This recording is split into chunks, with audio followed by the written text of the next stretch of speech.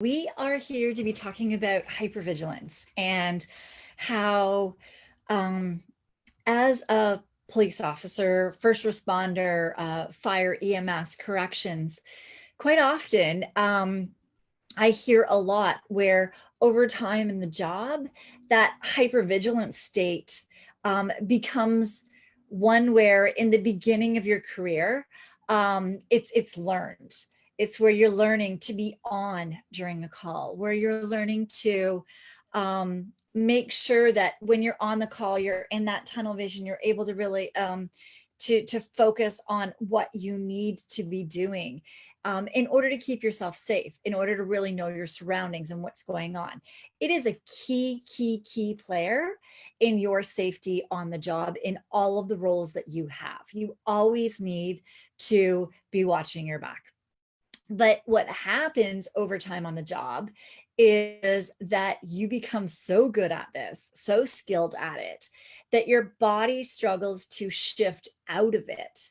And you may find this happens more at home where there's many different layers to it. So I'll start with the just the easiest is where you start just shifting where you switch into getting easier frustrated and shorter fused with your kids or your spouse.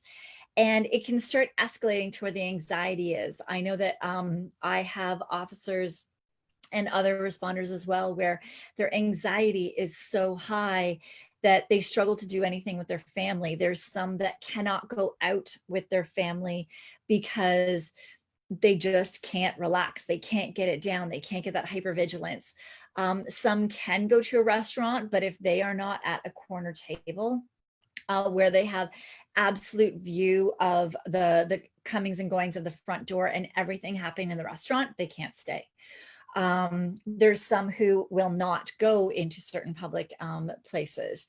It really gets to be into different, there's different degrees based on experience, based on your stress system as well. So I wanted to dig into that with you guys right now. I'm just going to do a quick check in the Facebook group to double check that we are live and all is going well.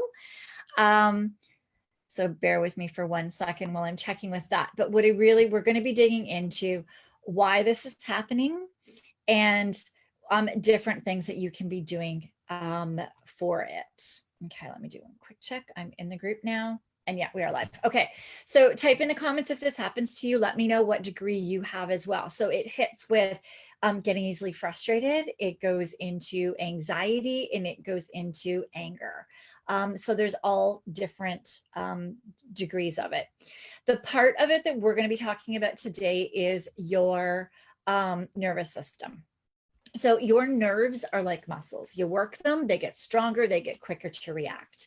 And so you have when you're in a hypervigilant state, you're actually turning on that nerve that that puts you into a stressed state, which in your job is so important.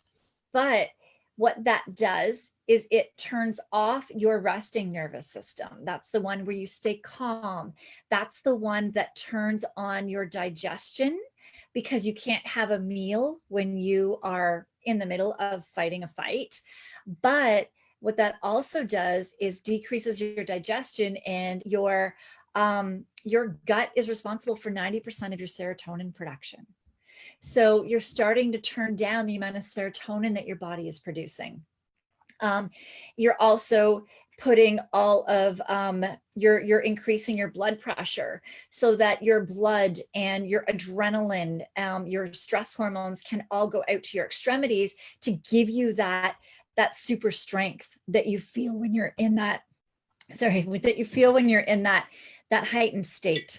So there's a lot of different things that go on when you're in that state. And if you're not able to switch it on and off, then you start decreasing the systems in that resting system and you stay in that hypervigilant state. So there's different things that you can be doing when you notice. So one thing that's really key to really give you an idea how often you're in that stress nerve is your sleep. So sorry, don't know why I have a frog in my throat, is when you are sleeping. So first check and see, are you breathing through your mouth? If you're breathing through your mouth, you're in your stress state, because you know when you're breathing through your mouth, that's where you're quickly breathing. That's your stress state. That means that you're using that nerve, because that's the nerve that controls it. If you're snoring at night, because when you are in your resting state, that nerve, there's a branch that comes down into your neck that controls your tongue, and it controls your neck, and it keeps them strong. But when you're in your stressed state, those are relaxed so that you can easier breathe through your mouth and get that air in the way that you need quickly in a stressed state. So making sure that so if you are snoring, if you're having sleep apnea issues, if you're breathing through your mouth, if you find that your mouth tastes gross or really dry when you're waking up, then that's telling you that you are using your mouth the whole time, that stress system, the whole time that you are sleeping. So that's a really key indicator for you to really to know. Also, just going into hypervigilant states. The thing is that sometimes when we're in these states, we don't even realize that we're always in it. I know that when I was doing this, I used to always think that the reason that I was getting angry at home, the reason I was switching into these things, was everybody else's fault. Whatever I was anxious about, it was because of something somebody else was doing. And as I was starting to get better, and as I was starting to get more control of that nerve, and as my system was calming down, I started to realize that some days these things were triggering me, and others, when I was more stressed, they weren't, until eventually they weren't. So I started to learn the signs. So you may not even see, it may be that your family is telling you that they're walking on eggshells around you, and you're kind of like, but I'm okay. Like, what's wrong with how I'm being? Or you also think, well, I'm a cop. How else am I supposed to act? But start looking at yourself and start thinking, okay, when I was earlier in my career, how was I when I was at home? Was I calmer at home? Was I more relaxed? Did I laugh more at home? All of these things are indicators that this is how you used to be. And yes, you are a first responder, and you do need to have a certain persona at work. But if you cannot turn it off at home, then that is another indicator that you're living in your stress nervous system and not in your resting nervous system. If you have gut issues, constipation, diarrhea, you're living in your stress system.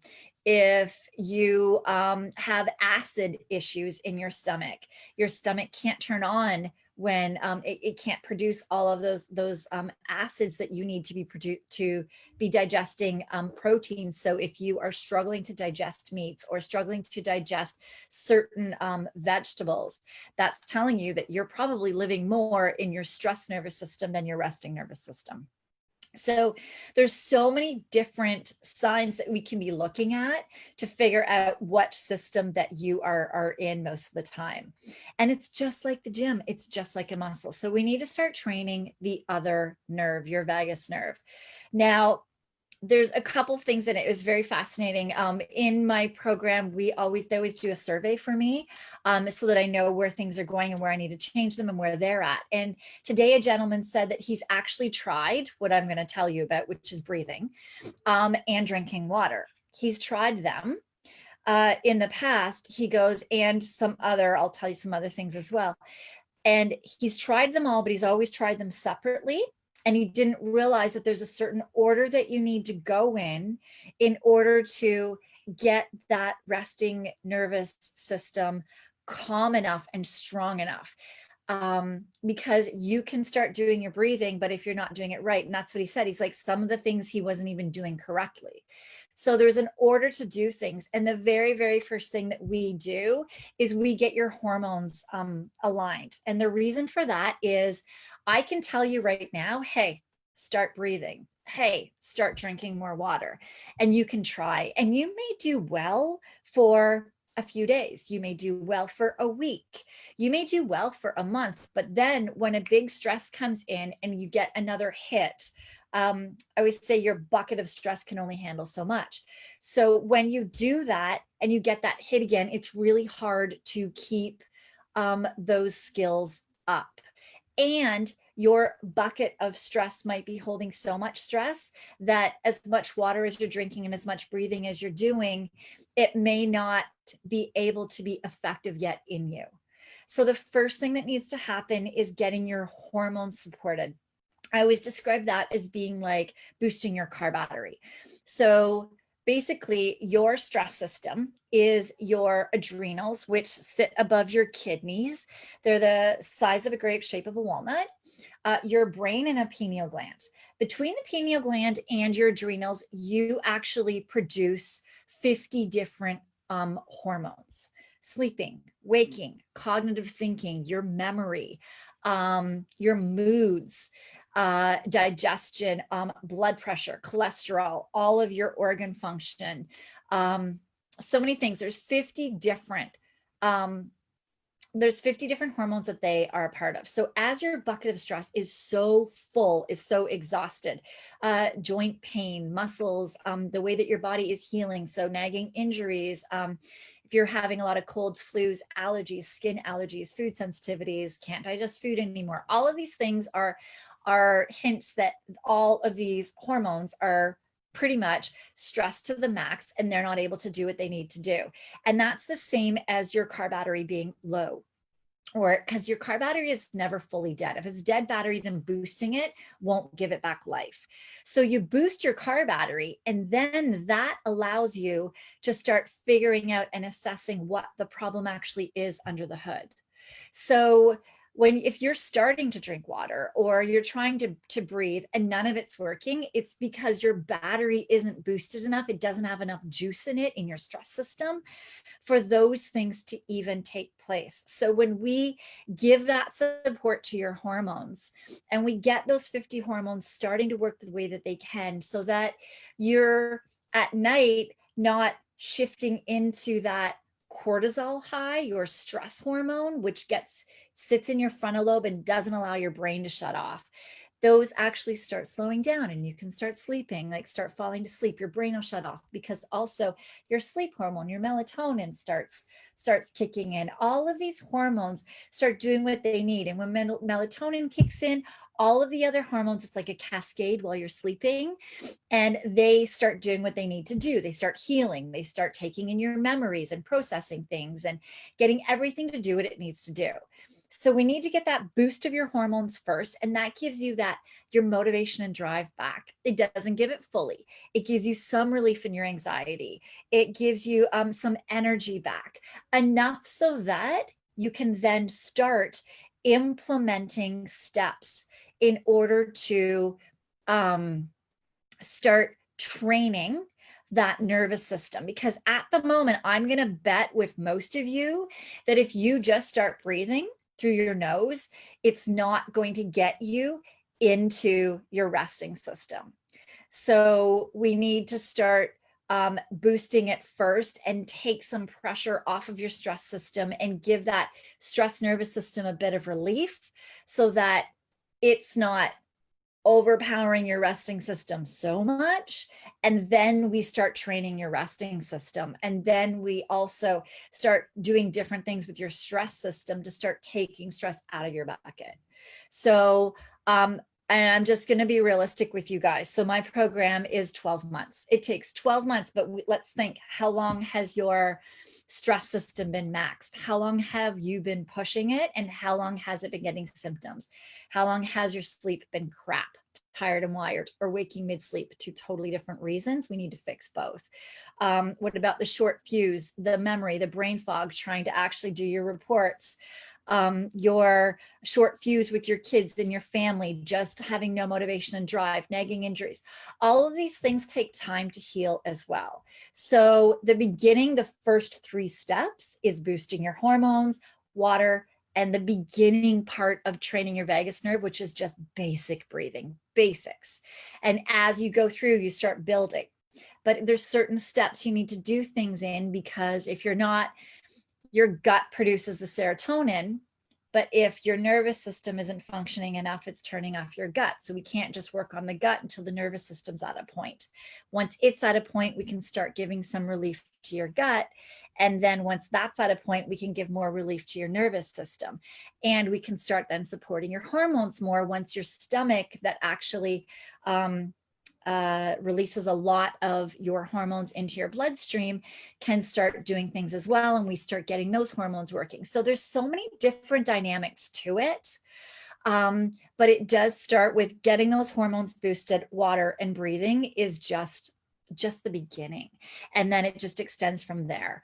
The relief that you get from boosting the hormones, the water and the breathing is huge. I mean, that's where people get totally off of coffee. That's where they're calm. They're not yelling at their kids anymore. All of these things, but we still need to keep working under the hood, under the engine, in order to keep repairing all of the different systems so that you can start running like a Formula One race car that needs to be pushed, so that when you are on these calls, when you are on shift and you get that OT, that your body can run on it. And then you know how to, pull into the pit and get those systems recharged so that you can go back out there again and run your car again top notch and win the race. So it's all about being able to really maintain that engine properly. And it takes time. You do get quick results in the beginning, but I will say you still need to be consistent, and you need to first get that relief, because there's no way, if you don't have motivation and drive, if you're getting short from everything, if your anxiety is through the roof, that hypervigilance is there, there's no way that you can even start implementing steps. Because I'm going to ask, how many of you are trying?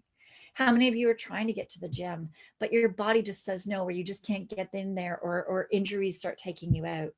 Right? Like, it's hard to do those healthy lifestyles, to actually be just getting out when all your body wants to do is be in bed. It's hard to actually get healthy food options when you're so friggin' exhausted that you can't even open the fridge and compute what's in there, let alone figure out what to pack. And then let's talk about the time to even get to your grocery store. Like, all of this stuff, there's all so many different components to it. And with you guys, the way that your job pushes you, and right now, I mean, COVID has pushed you guys tremendously. And now we've got all of these protests and the defunding and all of the different changes in departments right now is so up in the air, and the violence is out there, and you guys are getting way more OT because of all of this, that your systems need to really be supported. So let me know. I'm here to help. Ask any questions that you have. Tell me, how long have you had these symptoms? How long have you had the sleep, the hypervigilance? How long into your career have you had that? Let me know in the comments. If you want it to be between us, either private message me, or you can email me at support@911lifestyle.com. We are not associated with any service. So everything is between us. Nobody will know about it. It's absolutely between us, and everything as well is completely to do with your physical stress system. We don't, we are not dealing with the mental aspect of things. So let us know what questions you have based on how your whole system needs to run in order to keep your body running like that Formula One race car, and keep pushing for however long this friggin' defunding and violence and stuff is going to go on, until they're going to allow you to start putting all the proper systems back in place and support you guys enough. You have to take measures into your hands at this moment. You guys are in charge of what happens in your body. You guys are in charge of what you do in your own time, and you can get your systems up where they are supported. Because at the moment, you guys need to watch your own backs. You guys need to do this for yourselves, because those systems are slowly crumbling and falling apart, and they will be put back together, because we're already seeing that people are realizing that as they're defunding or as they're closing systems, that they're putting them back in place, because they're realizing really how important you are. So those are get back in place, but you guys need to take care of yourself. So let me know how I can help. I am always here. Just let me know what questions you have. Interrogate me all you want. I am totally used to being interrogated by you guys. I've been doing this for enough years that I'm used to the questions. Absolutely ask me anything you want. I will not be offended by your questions. Ask them. The only way that you can get your answers is if you do. All right, take care and be safe.